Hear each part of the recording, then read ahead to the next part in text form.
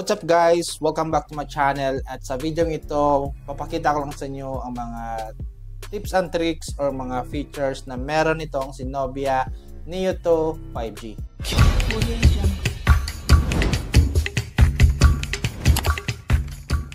Unang-una guys, yung kanyang Live Island or Dynamic Island sa ibang brand. Punta tayo dito sa ating settings mismo at syempre search natin Live Island. Yan.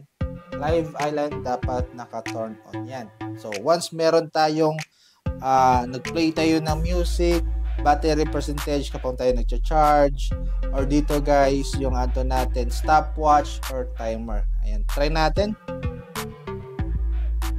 Ayan guys, meron tayong Dynamic Island dito. Same lang din kapag nagcha-charge, meron tayong lalabas dito na Dynamic Island or Live Island. Next naman guys, yung tinatawag natin na RAM expansion or yung extended RAM. Settings ulit tayo at dito tayo sa may About Phone.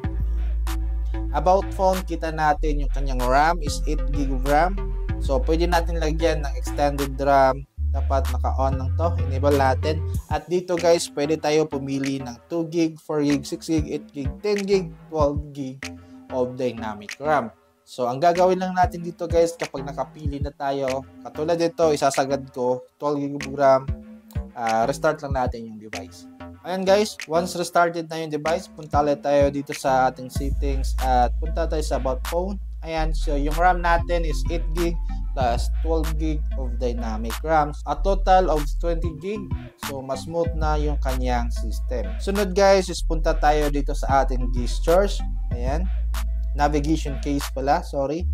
Ayan, punta tayo dito sa features. Sa features guys, itong system navigation. So, para mawala yung ano natin, yung mga case dito, pwede tayong gumamit ng gestures. Or, ayan. Swipe lang para sa back. Ayan. So, napakaganda nito guys, lalong-lalo na kung gusto mo ng clean tapos para talaga siyang full screen. So, wala na yung mga virtual navigations dito sa babang bahagi. Ayan lang, swipe lang. Ayan, para sa apps. Ito naman, back.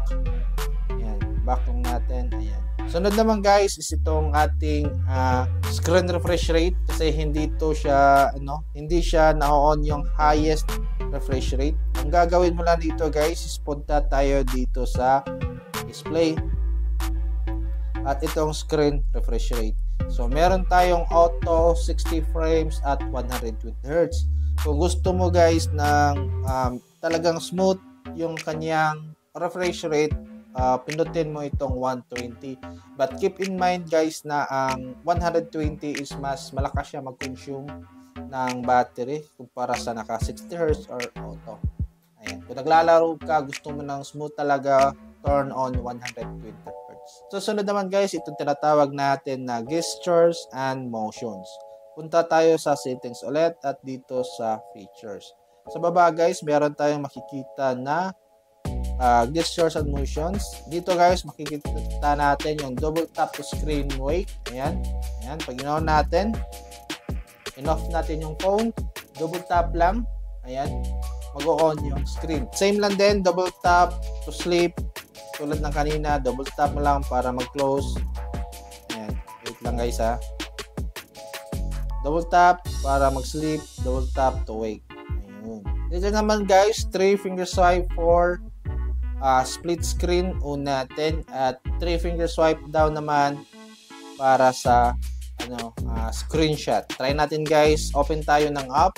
For example, ito, Facebook. 3 fingers up para magkaroon ng split screen for multitasking. Ayan. Open tayo ng Chrome. Facebook dito guys, Chrome dito sa baba. Ayan. Para naman sa pag-screenshot, 3 fingers ulit pero pa down. Ayan. So nag-screenshot siya. Ayan, screenshot na yan. Ayan. Ayun. Back ulit tayo dito sa settings na features. Meron tayo ditong zip up. Ayun, tika lang. Zip up. Guys, same lang siya ng accessible katulad ng mga ibang Android phones. Pag turn on natin, ayan. Meron tayong accessible dito. Palutang-lutang, ayan. May mga shortcut pwede box, screenshot, apps, ayan, returning apps, restart, ganun.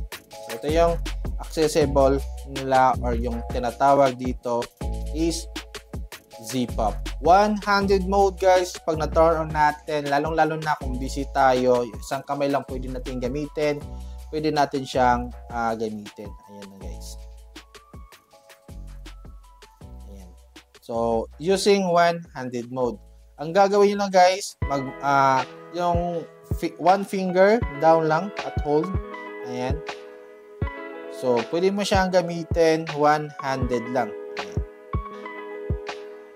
Mas lumiit yung screen, kumbaga, para hindi ka na mahirapan. Meron din tayong ditong guys, app duplicator tulad ng Facebook. So, kung gusto mo ng dalawang apps sa dalawang account para hindi ka na mag-log out, enable mo lang itong app duplicator or clone app.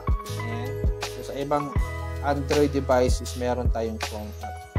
Meron tayong Facebook dito at isa pang Facebook. Pwede ka mag-log in ng dalawang accounts. Sa camera guys, make sure kapag nag-shoot kayo, lalong-lalo na sa mga sa magandang view, ganon. So, at gusto mong makuha talaga yung details ng view na kinukunan mo, make sure naka-on itong 50 megapixels. Ayan. So, yung 50 megapixels, mas malaki yung kanyang range sa details ng photo kumpara kapag ito lang gamit natin, which is nako-compress yung details. So, 50 megapixels, nasa more, pindutin mo lang. Naman to, game space, meron yan. Para kapag naglalaro ka, is meron kang, guys, na gagawin mo sa isang laro. So, yung high frame rate, gusto mo ma-boost yung kanyang CPU, pwede sa dito mismo sa game space. So, sa hindi pa nakakaalam, pwede nating i-customize. So, may shoulder triggers kasi to. Sa hindi nakakaalam, yung ating Nubia Neo 2 5G is my triggers. Anyways, meron tayong trigger. Click lang natin dito sa left at sa right. So, check na lang yung mga videos ko regarding dito sa triggers. Napagana gamitin to, lalong-lalo na sa mga games na barilan. Pag ganyan lang guys. Okay, let's go. So yan lang guys, sana nagustuhan nyo ang video ito. Kung mga katanungan nyo, just comment down below. At syempre, huwag kalimutan mag-subscribe sa ating YouTube channel. Comment na rin kayo kung ano mga gusto nyo gawa natin ng video. Peace!